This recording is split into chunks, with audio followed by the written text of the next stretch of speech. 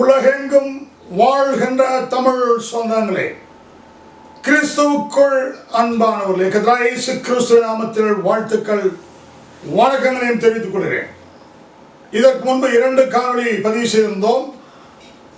அதன் தொடர்ச்சியாக இந்த 3வது காணொளி, இதில் ரொம்ப முக்கியமான ஒரு காரியத்தை பற்றி பேச போகிறேன்.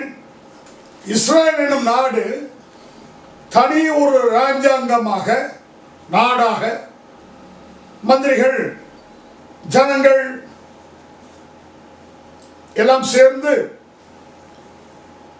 ஒரு பிரதமரை தேர்ந்தெடுக்கக்கூடிய ஒரு டெமோக்ரசி, ஜனநாயக முறைப்படி 1948 ஆண்டு மே மாதம் 14ஆம் தேதி 2ம் உலக மகா யுத்தத்துக்கு பின்னாடி இஸ்ரேல் என்னும் ஒரு நாடு, ஒரு தேசம் பிரிட்டிஷ் பேரரசால் பல வல்லுநர்களுடைய மத குருக்கள், தொழிலதிபர்கள், பல படை தளபதிகள், இன்னும் வரலாற்று ஆசிரியர்கள், பெரும் தொழிலதிபர்கள், இவர் எல்லாருடைய உதவியோடு இஸ்ரேல் நாடு அமைந்து விட்டது.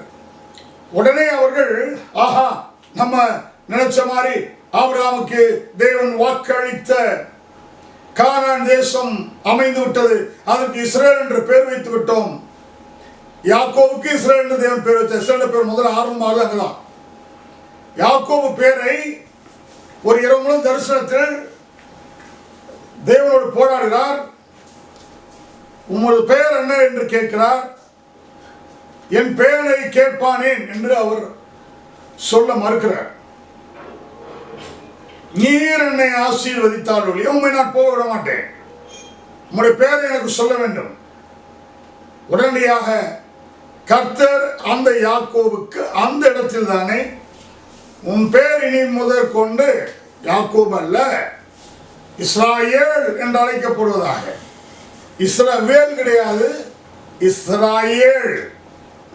ஏன் அது கடவுளுடைய பேர். யாயேல், அல்லேலூயா, யாயேல், எருசலேம், யாயேல், இஸ்ராயேல், யாயேல். இந்த யாயேல் என்ற பேர் தான் கடவுளுடைய ஒரிஜினல் பெயர், நிச்சய பெயர், மாற்ற முடியாத மாறி போகாத பெயர். மற்ற பெயரெல்லாம் கூட்டி வழங்கப்பட்ட புனை பெயர்கள். நம்ம லோக்கல் லாங்குவேஜ் பட்ட பெயர். சரி, இப்போ வருவோம். அந்த ஆபிரகாமுக்கு வாக்களித்தபடி அந்த இஸ்ரேல் என்ற பெயரை நாட்டுக்கு சூட்டி விட்டார்கள். இஸ்ரேல் என்ற பெயர் கடவுள் கொடுத்த பெயர். அந்த இஸ்ரேல் என்னும் தேசம் உருவாகிறதுக்கு என்ன விலை கொடுத்தார்கள், என்ன தியாகம் செய்தார்கள்? திடீரென்று ஒரு இரவு இந்தா பிடிச்சுவோ அப்படி சொல்லி கொடுக்கப்பட்டதல்ல. இஸ்ராயேல் என்ற பெயர் சூட்டப்பட்டதற்கு முன்பும் அதற்கு பின்பும் இரத்த ஆறை பாய செய்து ஓட விட்டு உருவான தேசம்தான் இஸ்ரேல் தேசம். இந்த காணொளி முக்கிய செய்திகள் தான். யூத ஜனங்களின் இரத்தமும் கிறிஸ்தவர்களின் இரத்தமும் இஸ்லாமியர்களுடைய இரத்தமும் சிந்தப்பட்ட ஒரு இடம். சிலுவை போர் என்று சொல்ல கேள்விப்பட்டிருப்போம், படித்திருப்போம். கிறிஸ்தவர்கள் இரத்தம் சிந்தப்பட்டது. இப்படியாக இரத்த ஆறை ஓடவிட்டு உருவான தேசம். அதில் இன்னொரு விசேஷ காரியம் என்னவென்றால், யூதர்கள் இரத்தம் மட்டுமல்ல, கிறிஸ்தவர்கள் இரத்தம் மட்டும் அல்ல,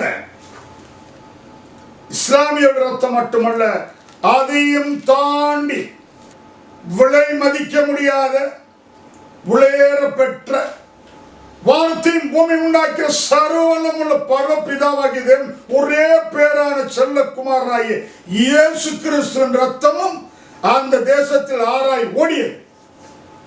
இதுதான் விசேஷம். இந்த காணொளி விசேஷம் இதுதான். வயலட் ஆரோன் அப்படின்ற ஒரு அம்மா ஒரு பாட்டு பாடியிருக்காங்க. அதெல்லாம் இப்போ உயிரோட பழைய காலத்தார்கள் இப்போ எல்லா சாத்தாம்பரும் பேய் சினிமா பாட்டு போய் பாட்டிருக்காங்க. சபை இன்னைக்கு சினிமா கூட்டம் ஆயிடுச்சு. என்ன அதுக்குள்ளே போகிற டென்ஷன் ஆகிடுவேன். அது அப்படின்ட்டு ஒரு வார்த்தை மட்டும் சொல்லுகிறேன். சபைகள் சினிமா கொட்டாயிலும் சினிமாவின் கூடாரமும் கூத்தாளின் கூடாரமும் குடும்பமாய் இருக்கிறது. சொல்ல அந்த காலத்தம்மா இம்மானுவேலின் ரத்தம் ஊற்றதோ எம் பாவம் போக்கும் ஜீவ ஊற்றதோ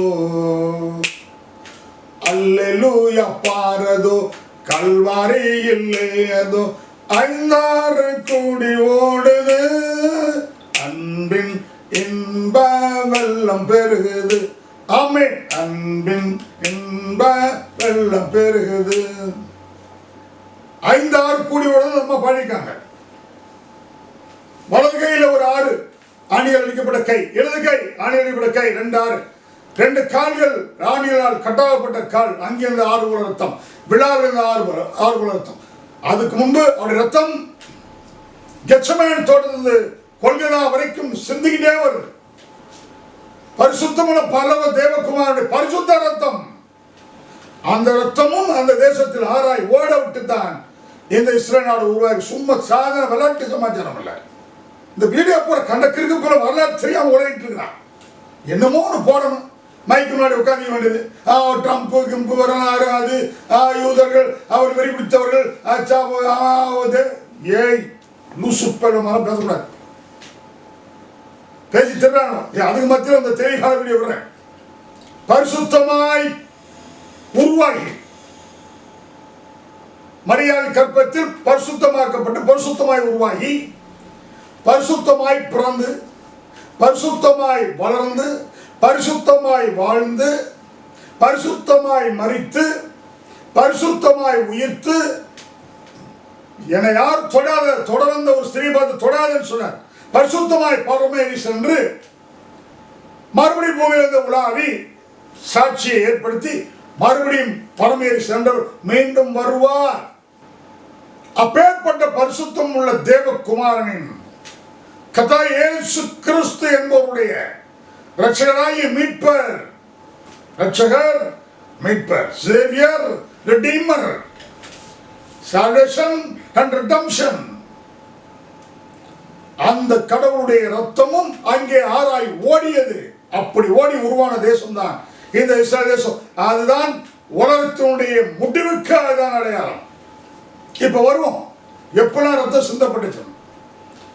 இயேசு பிறக்கிறதுக்கு முன்பு அவங்க பார்த்துக்குவோம். நான் வேகமாக சொல்லி போகிறேன். தானியேல் புஸ்தகம் 1ஆம் அதிகாரம் 1-2 வசனத்தை வாசிக்கிறோம்.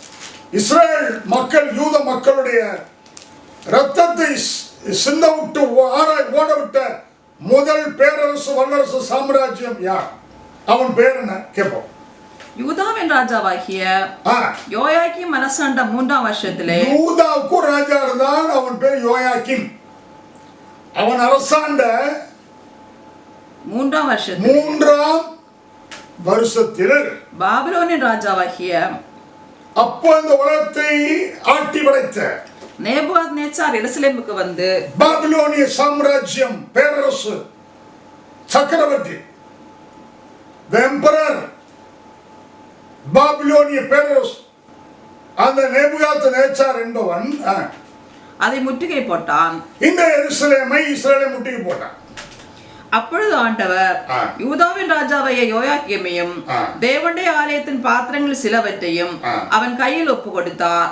அவன் அந்த பாத்திரங்களை சினேயா தேசத்தில் உள்ள தன் தேவனுடைய கோயிலுக்கு கொண்டு போய். இந்த இடத்துல சுருக்கமா பார்க்கின்றனா, இந்த நேபுகாத்நேச்சார் படையெடுத்தான், யூத மக்கள் இஸ்ரவேலுக்கு ரத்தத்தை சிந்தினான், கொள்ளையடித்தான், கோயில் உள்ள பொருட்களை கொள்ளையடித்தான், கொள்ளையடித்து அழிந்து போயிட்டான், ஒரு ராஜா சேர்த்து கொண்டு போயிட்டான். அந்த நேபுகாத்நேச்சார் என்ன பண்ணான்னா, இஸ்ரேல் தேசத்தை அடிமையாக்கி ஆண்டது மட்டுமல்லாமல் இந்த தேசத்தையும் அடிமையாக்கி ஆண்டு கொண்டு இங்கிருந்து முக்கியமான ஞானிகள் அப்படி அந்த வழி வந்ததுதான் தானியேல். சாத்ராக் மேஷாக் ஆபேத்நேகோ என்ற பிரதானிகள் ஞானிகள் இங்கிருந்து கொண்டு போய் அவன் தேசத்தில் பாபிலோனியா சினையர் தேசத்தில் வச்சு அங்கே அடிமைப்படுத்தி சொன்னான். இங்க உள்ள இஸ்ரேலையே அடிமைப்படுத்தி ஆண்டு கொண்டு இங்க புடிச்சிட்டு போனவங்க என்ன பண்ணிட்டான், அடிமையாக்கி ஆண்டு கொண்டிருக்கிறார். ரத்தம், யூத ரத்தம் ஆராய் ஓடியது முதல் சாம்ராஜ்யம். அதன் பிறகு இரண்டாவது சாம்ராஜ்யம் மேதியா பேரரசு, பெர்ஷியா பேரரசு. மேதிய ராஜா தரியு அவனும் அப்படித்தான் செய்தான். இஸ்ரேல் மக்கள் ரத்தத்தை ஓட விட்டான், கொள்ளையடித்தான். அடுத்து பெர்ஷியா ராஜா கோரேஸ். அந்த பெர்ஷியா தான் இன்றைக்குள்ள ஈரான் ஈராக்கு அந்த அரபு நாடுகள். இப்பதான் ஈரான் ஈராக்கு பிரிச்சு விட்டாங்க. இந்த ஈராக்கு அப்ப உள்ள பேர் அசீரிய சாம்ராஜ்யம், அசீரியர்கள். அந்த அசிரியா என்றால் Iran, Iraq, Jordan, Lebanon, Syria அப்படி எல்லாத்தையும் குறிக்கும். அந்த ராஜா பெர்ஷியா அவன் என்ன பண்ணா, யூத இஸ்ரேலை வந்து படையெடுத்து அடிச்சு நொறுக்கி மக்களை கொன்று கொடுத்து ரத்தத்தை சிந்த விட்டு கோயில்ல தீக்கிரையாக்கி அடிச்சு இங்கிருந்து பொருட்களை கொண்டு போயிட்டான். நாலாவதாக கிரேக் அலெக்சாண்டர் வரா, தி மகா கிரேட் அலெக்சாண்டர், மகா அலெக்சாண்டர். அவன் அதே மாதிரி இஸ்ரேல் மக்களையும் யூத மக்களை கொன்று குவித்து கொள்ளையடித்தான். யூத மக்கள் ரத்தம் ஆராய் ஓடியதில்லை. அடுத்து அலெக்சாண்டருக்கு பிறகு ஒரு ராஜ்யம் வருது, அது ரோம பேரரசு, ரோம சாம்ராஜ்யம். இப்பதான் மிகப்பெரிய ஒரு மாற்றம் நடக்கிறது இந்த ரோம சாம்ராஜ்யத்தில். ஏறக்குறைய இயேசு கிறிஸ்து பிறக்கும் முன்பு ஒரு 600 ஆண்டுகள்ல இருந்து அப்படி வரணும்.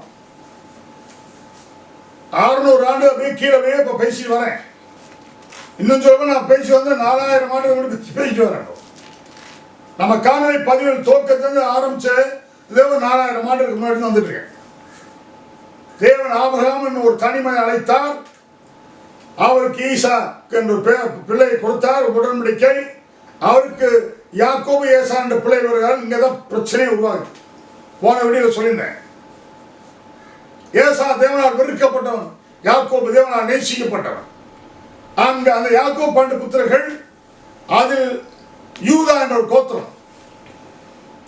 இந்த கோத்திரத்தில் தான் இயேசு பிறப்பார் என்பது பிதாவின் திட்டம், தீர்க்கதரிசனம். இதற்கு நான் வெளிப்படுத்தும் விசேஷத்திலிருந்து ஒரு வசனத்தை கொடுக்க விரும்புகிறேன். அதை வெளிப்படுத்தின பூமியில் எந்த மனிதன் கிடையாது, பரலோகத்து ஒரு தூதன் அதை வெளிப்படுத்தினார். வெளிப்படுத்தும் விசேஷம் 5ஆம் அதிகாரம் 5ஆம் வசனத்தை வாசிக்க கேட்போம். வெளிப்படுத்த விசேஷம், வெளிப்படுத்த விசேஷம் 5ஆம் அதிகாரம் 5ஆம் வசனம். அப்பொழுது மூப்பரில் ஒருவன் என்னை நோக்கி, நீ அழ வேண்டாம், இதோ யூதா கோத்திரத்து சிங்கமும் தாவீதின் வேறுமானவர் புஸ்தகத்தை திறக்கவும் அதன் 7 முத்திரைகளை உடைக்கவும் ஜெயம். யூதா கோத்திரத்து சிங்கமும் தாவீதின் வேறுமானவர். இது பரலோகத்து தூதர் சொல்றார். இயேசு என்பவர் யூத குலத்தில் பிறப்பார். இது பிதாவுடைய திட்டம். யாக்கோபு 12 புத்திரர்கள். அவன் இயேசு எந்த கோத்திரத்தில் வந்திருக்கிறார்? யூத கோத்திரம்.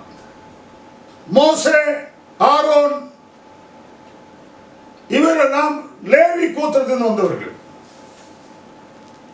இவர் மட்டுமே யூத கோத்திரம் வரார். அங்கதான் யூதர்களுக்கு ஒரு விசேஷம் என்று சொன்னால் இயேசு கிறிஸ்து பிறந்தது, அந்த கோத்திரத்தில் பிறந்தது. ஆனால் அந்த யூதர்களோ அவரை ஏற்றுக்கொள்ளவில்லை, வெறுத்து விட்டார்கள். ரோம சாம்ராஜ்யம், அவர்கள் ஏரோது மன்னன், அவனும் இஸ்ரேல் மக்கள் ரத்தத்தை சிந்த விட்டான். அந்த தேசத்தில் இஸ்ரேல் மக்கள் ரத்தம், யூத மக்கள் ரத்தம் ஆறு போல ஓடி பாய்ந்தது அந்த தேசத்தில். அதன் பின்பு இயேசு வருகிறார். அவருடைய ரத்தமும் கல்வாரி சிலுவையில தொங்க விட்டாங்க. எங்க? கெத்செமனே தோட்டத்திலிருந்து கெத்செமனே டு கோல்கோத்தா ரத்தம் சிந்திக்கிட்டே போகுது. கடைசியாக சிலுவையில் ஆணிடிக்கிறார்கள். ஈட்டில விழாவில் குத்துகிறார்கள். 2 கைகள் 2 கால்கள் விழாவிலிருந்து ரத்த ஆறு ஓடியது. இதெல்லாம் வரலாறு. இப்போ ஒரு பின்னோக்கி போவோம். ஒரு 3000 ஆண்டுக்கு முன்னாடி பின்னோக்கி போய் ஒரு வருஷத்தை பார்ப்போம். அந்த தீர்க்கதரிசன வசனம் நிறைவேற்றிருக்கு. உபாகமம் 30ஆம் அதிகாரம் 1லிருந்து 5 வசனத்தை வாசி கேட்போம். ஒரு அற்புதமான சூப்பர் தீர்க்கதரிசன வார்த்தை நிறைவேறிச்சு. இப்ப இயேசு கிறிஸ்துவுக்கு முன்னாடி வரைக்கும் உள்ள இந்த உலகத்தில் தோன்றின பேரரசுகளும் வல்லரசுகளும் எந்தெந்த விதத்தில் எப்படியெல்லாம் இஸ்ரேல் மக்கள் யூத மக்கள் ரத்தத்தை ஆறு போல ஓட விட்டாங்களோ அதை சொல்லிட்டேன். அது பின்னாடி பார்ப்போம். இப்போ இந்த ஒரு வருஷத்தை படி கேட்போம். உபாகமம் 30ஆம் அதிகாரம் 1லிருந்து 5 வசனங்கள். நான் உனக்கு முன்பாக வைத்த ஆசீர்வாதமும் சாபமுமாகிய இந்த காரியங்கள் எல்லாம் உன்மேல் வரும்போது நீ உன் தேவனாகிய கர்த்தரால் துரத்தி விடப்பட்டு எல்லா ஜாதியிடத்திலும் போயிருக்கும் போது இந்த சம்பவத்துக்கு ஒரு ஷார்ட் அண்ட் ஸ்வீட்டா ஒரு ஃபிளாஷ்பேக் கொடுக்குறேன். இப்ப மோசே வந்துட்டார். இஸ்ரேல் மக்கள் எகிப்துக்கு போயிட்டாங்க. 400 வருஷம் அங்க உபத்திரப்படுறாங்க. 25 லட்சம் பேரை கூட்டி கொண்டு கானான் தேசத்துல விட்டாச்சு. யோசுவா வந்து கூட்டு போயிட்டார். இப்ப இங்கிருந்து தான் மறுபடியும் யூதர்கள் உலகம் முழுவதும் சிதறடிக்கப்படுவார்கள் என்று அந்த வசனம் சொல்கிறது. மறுபடியும் அந்த வசனம் அது கேட்கும். நான் உனக்கு முன்பாக வைத்த ஆசீர்வாதம், நான் உனக்கு முன்பாக வைத்த ஆசீர்வாதம், சாபமுமாகிய இந்த காரியங்களை எல்லாம். ஆசீர்வாதம் என்பது இஸ்ரேல் மக்களுக்குரியது, சாபம் என்பது அழிவுக்குரியது. கண்டவன் உள்ள வந்து அடிப்பான். சரி, உன்மேல் வரும்போது நீ உன் தேவனாகிய கர்த்தரால், யாரால்? எந்த மனுஷனாலும் கிடையாது, நீ உன் தேவனாகிய கர்த்தரால் துரத்தி விடப்பட்டு, அந்த இங்க ஆபிரகாம் வாக்களிச்சு மோசமான கூட்டு வந்து விட்டுட்டு மறுபடியும் எங்கிருந்து வானத்தின் கீழ் எங்கும் உள்ள சகல தேசங்கள் தேவனால் துரத்தி விடப்படுவார்கள். இது ஒரு காரணம் இருக்கு. அப்படி சொல்றேன். ரகசியம் அது கேட்போம். எல்லா ஜாதியிடத்திலும் போயிருக்கும் போது, எல்லா ஜாதியத்து வானத்தின் கீழெங்கும் சகல தேசங்களிலும் எல்லா ஜாதியிடத்திலும் இந்த யூதர்கள் போய் தங்கி இருக்கும் போது சிலர்கள், நீ உன் இதயத்திலே சிந்தனை செய்து, அங்கே நீ உன் இதயத்தில் சிந்தனை செய்து உன் தேவனாகிய கர்த்தரிடத்துக்கே திரும்பி, மறுபடியும் உன் தேவனாகிய கர்த்தர் அந்தந்த எந்தெந்த தேசத்துல அந்த நாட்டுல எந்தெந்த கண்டத்துல இருக்காங்களோ அவர்கள் முழு ஆத்மாவோடும் முழு இதயத்தோடும் இந்த தேவனை நோக்கி கூப்பிட்டு, இன்று நான் உனக்கு சிந்தனை செய்து, இன்று நான் உனக்கு கற்பித்தபடியெல்லாம் நீயும் உன் பிள்ளைகளும், நீயும் சிதறடிக்கப்பட்ட இந்த அவ்வளவு மக்களும் அவருடைய பிள்ளைகளும் உங்கள் முழு இதயத்தோடும், மறுபடியும் இந்த தேவனத்தில் முழு இதயத்தோடும், உங்கள் முழு ஆத்மாவோடும் அவருடைய சத்தத்திற்கு செவி கொடுத்தால் தேவனாகிய கர்த்தர் உன் சிறையிருப்பை நீ திருப்பி, எந்தெந்த நாட்டுல போய் சிறைபிடிக்கப்பட்டு சிதறடிக்கப்பட்டிருக்கிறியோ அந்தந்த நாட்டில இருந்து என்ன பண்ணுவாராம்? சிறையிருப்பை திருப்பி உனக்கு இறங்கி, அவங்க அந்த ஜனங்கள் மேல் கர்த்தர் இறங்கி, உன் தேவனாகிய கர்த்தர் உன்னை சிதறடித்த எல்லா ஜாதியிடத்திலிருந்தும் இருக்கிற உன்னை திரும்ப சேர்த்துக் கொள்வார். இருக்கின்ற உன்னை மறுபடியும் அழைத்து கொண்டு இஸ்ரேல் தேசம் விடுவார். இப்பதான் இஸ்ரேல் பேர் வச்சாங்க. அப்போ நல்லா கவனிக்கணும். மோசே மூலமா அழைச்சிட்டு கொண்டு யோசுவா மூலமா கொண்டு ஆபிரகாம் கொடுத்த வாக்குத்தத்தத்தை தேவன் நிறைவேற்றிட்டார். இப்ப நம்ம படிச்ச அந்த வாக்குத்தத்தம் 5ஆம் வசனத்தை வாசி கேட்போம். உன் பிதாக்கள் சுதந்திரித்திருந்த தேசத்தை நீ சுதந்திரிக்கும்படிக்கு உன் தேவனாகிய கர்த்தர் அதில் உன்னை சேர்த்து, உனக்கு நன்மை செய்து உன் பிதாக்களை பார்க்கலாம் உன்னை பெருக பண்ணுவார். இந்த யார் இந்த பிதாக்கள்லாம் இவ்வளவு தூரம் கதை சொல்லி வந்து அந்த பிதாக்கள்.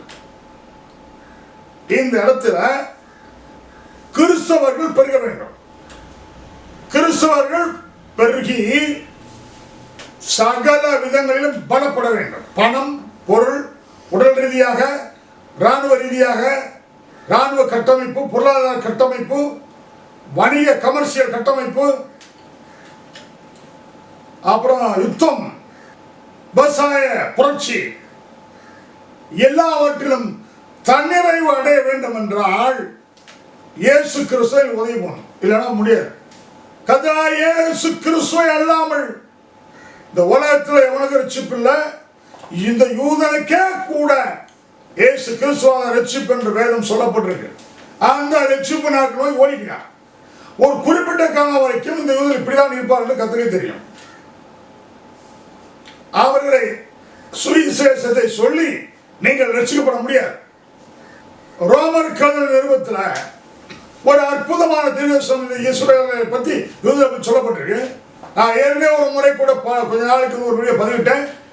என்றாலும் மறுபடியும் உங்களுக்கு ஞாபகப்படுத்த பதிவிடுகிறேன். ரோமர் 11ஆம் அதிகாரம் 25-30 வசனம். இது என்ன சொல்லுன்னா, இந்த யூதர்கள் இயேசுநாதர் பேரை சொல்லி சுவிசேஷத்தை சொன்னா ஏத்துக்க மாட்டாங்கன்னு கடவுளுக்கே தெரியும். ஒரு குறிப்பிட்ட நேரம் வரும்போது இயேசு கிறிஸ்துவை ஏற்றுக்கொள்வாங்கன்னு பைபிள் படிக்கிறது. வாசிக்க கேட்போம். மேலும் சகோதரரே, நீங்கள் உங்களே புத்திமான்கள் என்று எண்ணாதபடிக்கு. பவுல் யார் சொல்றாரு? இந்த கிறிஸ்துவை பார்த்து சொல்லி, கிறிஸ்தவர்களே நீங்கள் உங்களை ரொம்ப புத்திமான்கள் என்று எண்ணாதீர்கள். ஒரு ரகசியத்தை நீங்கள் அறிய வேண்டும் என்று. ஒரு ரகசியத்தை நீங்கள் அறிய வேண்டும் என்று இருக்கிறேன். அது என்னவெனில், புறஜாதியோட நிறைவு உண்டாகும் வரைக்கும், அதாவது இயேசு கிறிஸ்து சர்வலோகத்தின் பாவங்களுக்கு, மக்களின் பாவங்களுக்காக ரத்தம் சிந்தினார். இஸ்ரேல் தேசமே ரத்த ஆறு ஓட விட்டு பாய விட்டு உருவான தேசம். அதில் இயேசு கிறிஸ்துவின் ரத்த ஆறும் 5 விதங்களில் உள்ள ஓடியது. யூதருக்காகவும் இயேசு ரத்தம் சிந்தினார், புறஜாதிகளுக்காக நமக்காக ரத்தம் சிந்தினார். அப்ப புறஜாதியான தொகை, அதாவது பரலோக ராஜ்யத்துக்கு உலகம் உண்டானிலிருந்து யூதனுக்கு ரட்சிப்பு வர வரைக்கும் இந்த காலகட்டங்களில் ஒரு தொகை ஆண்டவர் நியமிச்சுக்கிறார். தேவன் ராஜ்யத்துக்கு இவங்க தான் வர முடியும். பைபிளை பிடிச்சவன், பைபிளை படித்தவன், தண்ணி குடிச்சவன், குடிக்காதவன், பிரசங்கம் பண்ணினவன், பண்ணாதவன், பேய ஓட்டுவன், ஓட்டாதவன், இந்த மந்திரவாதி சுமந்திரகாரி வேலை பண்ணவன், பண்ணாதவன், அந்நிய பாஷை பேசுனவன், பேசாதவன், இப்படி கேசுனார் பேர்ல ஊர் மக்களை கொள்ளையடிச்சு கோடிக்கணக்கில் சம்பாதிச்ச படிச்சவன் எவனும் கனவு கண்டுட்டு இருக்காங்க. அவரு கர்த்தர் நியமிச்சுக்கிறார் ஒரு குறிப்பிட்ட தொகை. அந்த புறஜாதி தொகை தேவனுடைய ராஜ்யத்துக்கு நிறைவாகணும். இந்த பூமியில மறிச்சு கர்த்தருக்காக உண்மை உத்தமமா வாழ்கிற பரிசுத்தவான்கள் மறித்த பின்பு அவர்களுடைய ஆத்மா ஒன்று பரதேசிக்கு போகும், இல்லை என்றால் பூமியின் தூள நித்திரை செய்யும். 2 இடத்த விட்ட வேற இடமே கிடையாது. அந்த தொகை பரலோக ராஜ்யத்துக்கு நிறைவேறுச்சுன்னு சொன்னா அப்புறம் ஆட்டோமேட்டிக்கா யூதர்கள் இயேசுவை ஏற்றுக்கொள்வார்கள். இயேசு கிறிஸ்து மூலமா தான் யூதருக்கு ரட்சிப்பு. அது வரைக்கும் யூதர்கள் இயேசு ஏற்றுக்க மாட்டாங்க. ஆனா இவங்க ரட்சிப்பு எப்படி இயேசு கிறிஸ்து மூலமாய் வருகிறது என்பதை சகரியா 12ஆம் அதிகாரம் சகரியா தீர்க்கதரிசன புஸ்தகத்தில் இந்த யூதோட ரட்சிப்பு குறித்து தெளிவாக சொல்லப்படுது. அவங்க இயேசு ஏற்றுக்கொள்வாங்க. அது வரைக்கும் இந்த போராட்டம், இந்த யுத்தம் நடந்துட்டு தான் இருக்கும். ட்ரம்ப் வந்தாலும் சரி, வராட்டியும் சரி, ஜோ பைடன் வந்தாலும் சரி, வராட்டியும் சரி, அடுத்தது அமெரிக்க ஜனாதிபதி யார் வரப்போறான்னு தெரியல. யார் வந்தாலும் வராவிட்டாலும் யூதர்கள் ரட்சிப்படைகிற வரைக்கும் இந்த யுத்தம் நடந்துட்டே இருக்கும். சகரியா 12ஆம் அதிகாரம் 7-10 வரைக்கும் வாசிக்க கேட்போம். தாவீது வம்சத்தாரின் மகிமையும், தாவீதின் வம்சத்தாரின், தாவீது வம்சமா, எருசலேமின் குடிகளுடைய மகிமையும். வம்சம் என்றால் யூத வம்சம். தாவீது யூத கோத்திரம், யூத கோத்திரத்து சிங்கமும் தாவீதின் பேர். இயேசு யூத கோத்திரம், யூத கோத்திரத்து சிங்கம். யூதாவின் மேல் தன்னை உயர்த்தாதபடிக்கு கர்த்தர் யூதாவின் கூடாரங்களை முதல் கர்த்தர் யூதாவின் கூடாரங்களை முதல் ரட்சிப்பார். சரி, இப்போ இந்த வசனம் படிச்சு அப்படின்னு எங்க போயிடுவோம்? ரோமருக்கு போயிடுவோம். அந்நாளிலே எருசலேமுக்கு விரோதமா வருகிற எல்லா ஜாதிகளையும் அழிக்க பார்ப்பேன். நான் தாவீதின் குடும்பத்தாரின் மேலும் எருசலேமின் குடிகள் மேலும் கிருபையின் ஆவியையும் விண்ணப்பங்களின் ஆவியை ஊற்றுவார். அப்பொழுது அவர்கள் தாங்கள் குத்தனை நோக்கி பார்த்து, அந்த யூதர்கள் இந்த இஸ்ரவேலர்கள் இயேசு தூக்கி குத்துனாங்க இல்லையா, தாங்கள் குத்திய அவர்கள் என்னை நோக்கி பார்ப்பார்கள். ஒருவன் தன் ஒரே பேரானவனுக்கு பார்த்து ஒரே ஒரு பிள்ளை வளர்த்து பறி கொடுத்தா எப்படி பதறுவானோ கதறுவானோ, அதுபோல இந்த இயேசுவை நாங்கள் ஏற்றுக்கொள்ளாமல் போனவே இந்த இயேசு சிலையில் கொன்று போட்டோம் என்று சொல்லி என்னை நோக்கி தாங்கள் குத்தின என்னை நோக்கி பார்த்து புலம்புவார்கள். என்ன சொல்வார்கள்? புலம்புறது போல எனக்காக புலம்பி ஒருவன் தன் தலைச்சான் பிள்ளைக்காக துக்கிக்கிறது போல எனக்காக மனங்கசந்து துக்கிப்பார்கள். அந்நாளிலே மெகிதோன் பட்டணத்து பள்ளத்தாக்கின் ஊராகிய ஆதாத்ரிம்மோனின் புலம்பலை போல எருசலேமின் புலம்பல் பெரிதாயிருக்கும். அந்த புலம்பலை விட பயணமான புலம்பல் எருசலேம் இருக்கும், பெரிதாயிருக்கும். தேசம் புலம்பிக் கொண்டிருக்கும், ஒவ்வொரு வம்சமும் தனித்தனியாக புலம்பும். தாவீது குடும்பத்தார் தனியேயும் அவர்கள் ஸ்திரீகள் தனியேயும், நாத்தான் குடும்பத்தார் தனியேயும் அவர்கள் ஸ்திரீகள் தனியேயும், லேவி குடும்பத்தார் தனியேயும் அவர்கள் ஸ்திரீகள் தனியேயும், சிமேயி குடும்பத்தார் தனியேயும் அவர்கள் ஸ்திரீகள் தனியேயும், மற்றும் உண்டான சகல குடும்பங்கள் ஒவ்வொரு குடும்பத்தின் மக்கள் தனித்தனியையும் அவருடைய ஸ்திரீகள் தனித்தனியையும் புலம்புவார்கள். 12 கோத்திரம் சுருக்கமா எடுத்துங்க. 12 கோத்திரத்துடைய ஜனங்களும் ஸ்திரீகளும் புலம்புவார்கள். தாங்கள் குச்சினை நோக்கி பார்ப்பார்கள். தேவன் கிருபையாலையும் நம்ம ஊற்றுவார். அப்பதான் யூதருக்கு இயேசு மூலமா ரட்சிப்பு வரும். அது வரைக்கும் இயேசுவை யூதர் ஏற்றுக்கொள்ள மாட்டாங்க. என்றாலும் தேவன் அவரை தெரிந்து கொண்டார். இப்ப நேரம் ரோமருக்கு வருவோம். 11ஆம் அதிகாரம் 25 மறுபாடு வாசிப்போம். பவுல் அப்படி சொல்றாரு, அவனுக்கு ரட்சிப்பு எப்படி பைபிள் படிச்சு கிடையாது. மேலும் சகோதரரே, நீங்கள் உங்களையே புத்திமான்கள் என்று எண்ணாதபடிக்கு ரகசியத்தை நீங்கள் அறிய வேண்டும். புறஜாதியோட நிறைவு உண்டாகும் வரைக்கும் இஸ்ரவேலில் ஒரு பங்கு கடினமான மனது உண்டாய். இஸ்ரவேல் 12 பங்குல ஒரு பங்கு யூதா, அவங்க கடினமான மனதோடு இருப்பாங்க. மத பக்தி, தெய்வ பக்தி, அந்த வழித்தோன்றல் பக்தி, அவங்களுடைய வம்சாவளி, அந்த பக்தி அதுல பெரியா இருப்பாங்க. இந்த பிரகாரம் இஸ்ரவேலெல்லாம் ரட்சிக்கப்படுவார்கள். மீட்கிறவர் சீயோனிலிருந்து வந்து அவபக்தியை யாக்கோபை விட்டு விலக்குவார் என்றும், நான் அவருடைய பாவங்களை நீக்கும் போது இதுவே நான் அவருடனே செய்யும் உடன்படிக்கை என்று எழுதி இருக்கிறது.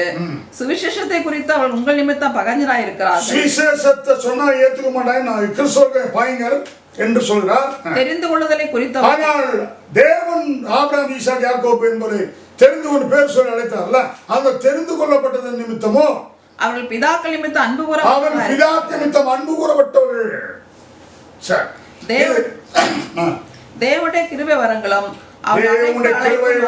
அவள் அழைத்த அழைப்பு மாறாது. இயேசு கிறிஸ்து மாறாதவரே, மாறாதவரே, மாறாதவரே, ஆமென். இயேசு கிறிஸ்து மாறாதவரே, நித்திய நித்தியமாய்.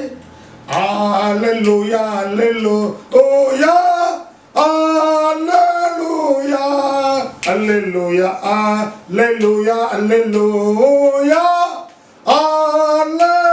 அல்லேலூயா. மாறாதவர், அவர் சொன்ன வாக்கு மாறார். எப்படியும் யூதர்களை தேவன் ரட்சிப்பார்.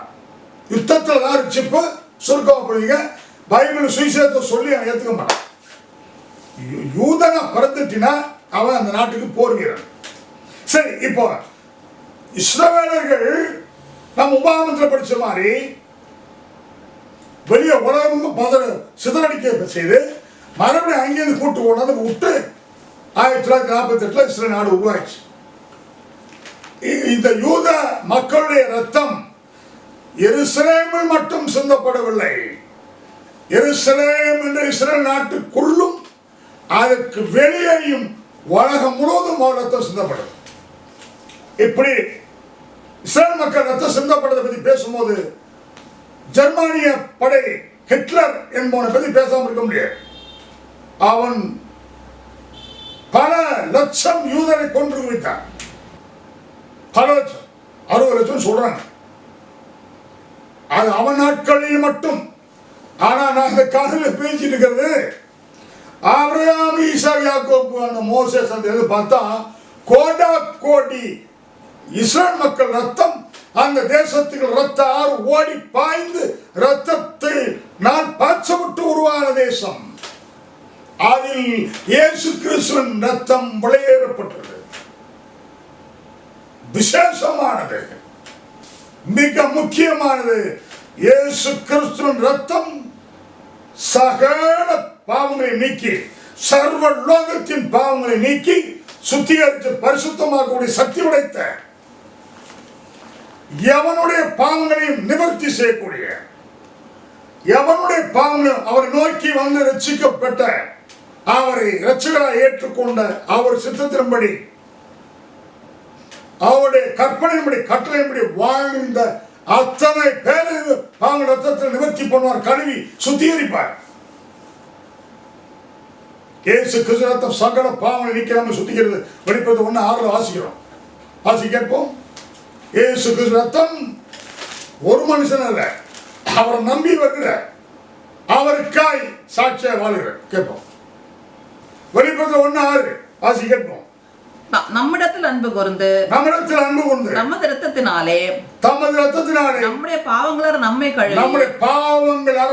கழுவி தம்முடைய பிதாவாகிய தேவனுக்கு முன்பு நம்மை ராஜாக்களும் ஆசாரியமாக்கி அவருக்கு மகிமையும் வல்லமையும் என்றே உண்டாவதாக. ஆமென். 1 யோவான் 1:7 அப்படியே தான் சொல்லு. வாசிக்கிறேன். அவர் ஒளியில் இருக்கிறது போல நாமும் ஒளியிலே நடந்தால் ஒருவரோடு ஐக்கியப்பட்டிருப்போம். அவருடைய குமாரனா இயேசு கிறிஸ்துவின் ரத்தம் சகல பாவங்களை நீக்கி நம்மை சுத்திகரிக்கும். நான் படிச்ச 2 வருஷம் ஒன்றும் பெரிய வித்தியாசம் இல்ல, எல்லாம் ஒன்றுதான். அந்த இயேசு கிறிஸ்து ரத்தமும் கூட இஸ்ரவேல் தேசத்துக்குள்ள ஆராய் பாய்ந்து ஓடியது. ஒவ்வொரு விஷயம் தேவனுடைய ஒவ்வொரு வித்து. ஒரு யூதன் நம்ம பிறந்துட்டாலும் சாதிப்பான் தேசத்துக்காக. ஆனா இன்றைக்கு சபையெல்லாம் சாத்தான் கூட்டமும் சின்ன கூட்டம் மாறிட்டு.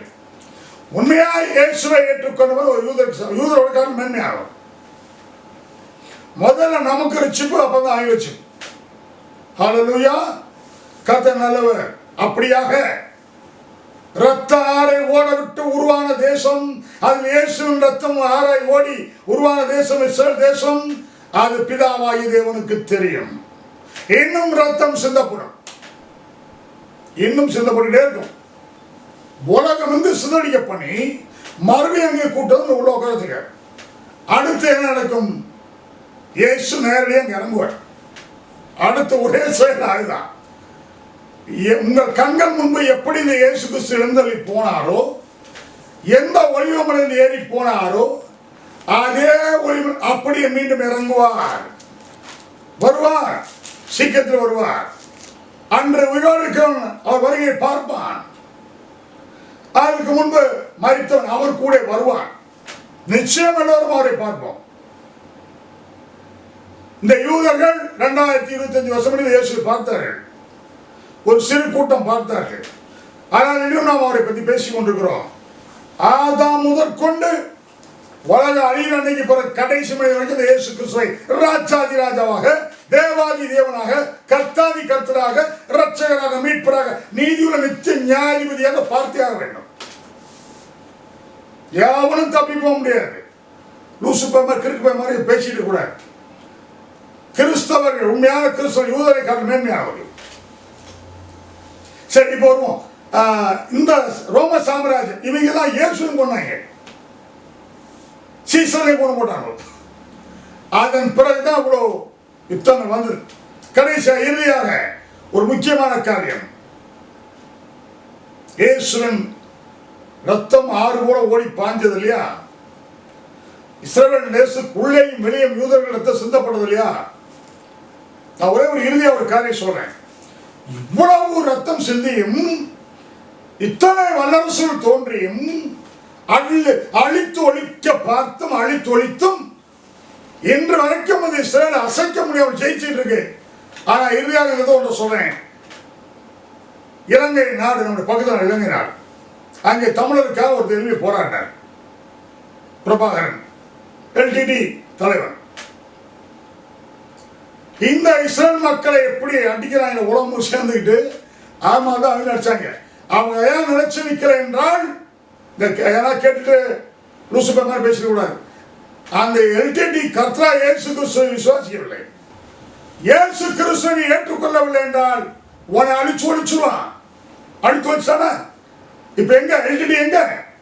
இதேதான் இஸ்ரேல் மக்கள். இஸ்ரேல் மக்களை போல ரத்த ஆறு ஓட விட்ட ஜனம் எதுவுமே கிடையாது. ஆனால் இந்த தமிழர்கள் இயேசுவை ஏற்றுக்கொண்டிருந்தால், அவரை தங்கள் துணையாக, பக்தியாக, பலனாக, வல்லமையாக கொண்டிருந்தால் அதை அழிக்க முடியாது, அழிச்சிருக்கவே முடியாது. இயேசு விட்டுட்டு அவன் தன் 10 குரூப் 15 குரூப்பா பிரிஞ்சு அதனால் கவர்மெண்ட் சொல்ல ஆளாளுக்கு தடியெடுத்த தண்டலுக்காரன்னு அவன் ஒரு குரூப்பை பிரிச்சுட்டு போய் கடைசி அந்த கருணாண்ட ஒருத்தர் அவன் ஒரு கூட பிரிச்சுட்டு போய் காட்டி கொடுத்து இப்படி ஒற்றுமை இல்லாமல் தெய்வ பயம் இல்லாமல் தோத்து போனேன். இயேசு கிறிஸ்து இல்லாமல் தோத்தவங்க இலங்கை தமிழர்கள். ஆனால் இந்த இஸ்ரேலர்களோ இயேசு கிறிஸ்துவுடைய அனாதி தீர்மானத்தின் திட்டம்படி உலகம் முழுவதுள்ள கிறிஸ்தவர்கள் ஜியோனிச கிறிஸ்தவம் தியோடர் ஹெர்சல் என்பவர் மூலமாக ஒரு திட்டம் தீண்டி சியோனிச கிறிஸ்தவனை உருவாக்கி அந்த கிறிஸ்தவர் அந்த டொனால்ட் ட்ரம்ப் யார் என்றால் யூத வம்சத்தை பிறகு கிறிஸ்தவம் மாறிப்பாங்க. நல்லா புரிஞ்சது. ஒரு பெரிய ரட்சிப்பு, ஒரு பெரிய சீக்கிரம். ஏன் உலகம் முழு சிதறிக்கப்பட்டாங்கன்னா அவர்கள் ரட்சிப்படைய வேண்டும். அங்கேயே உட்கார்ந்து ரட்சிக்கப்பட மாட்டாங்க. காலகாலமா அங்கேயே வாழ்கிற யூதர்கள் கூட்டம், உலகம் முழு சிதறிக்கப்பட்ட அங்கே வாழ்ந்துட்டு இருக்கிற கூட்டம், அவர்களில் இயேசு கிறிஸ்துவுடைய அவருடைய ரட்சிப்பை பெற்ற மீட்பை பெற்ற பெரும் தொழிலதிபர்கள் பண உதவி, பொருளாதார உதவி, ராணுவ உதவி, போர் தளவாடங்கள், விமானங்கள், கப்பல்கள், பீரங்கிகள், துப்பாக்கிகள், அது மட்டுமல்ல உளவுத்துறை, அது மட்டுமல்ல நிறைய அறிவுபூர்வமா விஞ்ஞான பூர்வமா நிறைய சாதனை படைத்து முழுவதும் அவ்வளவு கிறிஸ்தவன் இன்னைக்கு இஸ்ரேலுக்கு சப்போர்ட் பண்றான். ஆனால் பெஞ்சமின் நேதன்யாஹூ சொன்னார் ஒரு முறை, I am very thankful to Christians, those who supported for us in the war. சொன்னார். ஒரு நாட்டு பிரதமருடைய வாயினாலே கிறிஸ்தவனுக்கு நன்றி, எங்களுக்கு இந்த யுத்தத்தில் உதவி பண்ணார்கள் என்று சொல்லி அவர் ஒரு யூதன் இஸ்ரேல் பிரைம் மினிஸ்டர் வாயால தேவன் அறிக்கையிட வச்சார்ல, இது மாதிரி எல்லா இஸ்ரேலும் அறிக்கையிடுவான். ஒரு நாள் அறிக்கையிடுவான். அவனுக்கு ரட்சிப்பு நமக்கு ரட்சிப்பு உண்டு. எல்லாரையும் ரட்சிக்கிற தேவன் அவர் சித்தப்படி ரட்சிப்பார். நன்றி, வணக்கம். அடுத்த வீடியோல பார்ப்போம். என்ன போச்சு?